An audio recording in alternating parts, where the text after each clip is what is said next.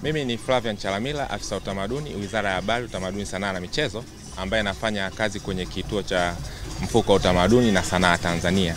Mfuko wa Utamaduni na Sanaa Tanzania umeandaa maonyesho haya makubwa ya kazi za utamaduni na sanaa ambayo yameanza rasmi tangia tarehe 20 mwezi Aprili na yanatarajiwa tarehe 24 mwezi Aprili yanatarajiwa kufikia tamati tarehe 30 mwezi Aprili. Katika maonyesho haya tumehusisha wajasiriamali lakini na taasisi za umma binafsi na taasisi za serikali.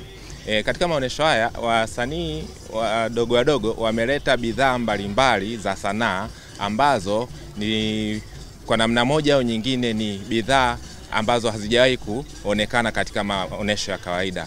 Kwa wameleta bidhaa ambazo pengine kwa namna moja au nyingine sisi kama Watanzania inaweza ikawa ni fursa kwetu ya kujifunza ni namna gani wenzetu wanaendesha biashara zao katika upande huu wa utamaduni na sanaa.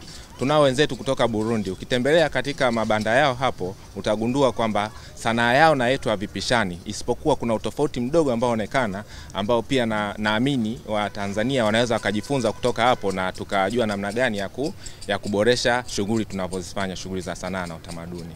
Kwa katika maonyesho haya natoa rai kwa wasanii na watu mbalimbali kufika kutembelea katika maeneo haya waweze kujipatia bidhaa hizo, lakini pia pamoja na hilo kuna huduma mbalimbali ambazo zinatolewa katika mabanda haya. Ukiangalia Mfuko wa Utamaduni na Sanaa tunajihusisha na utoaji wa mikopo kwa wasanii.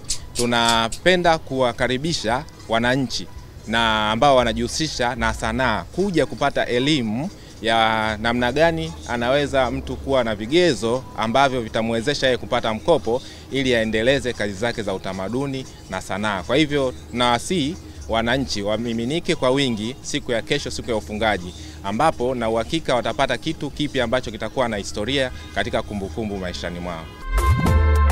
Wasafi So, usafi kama wote.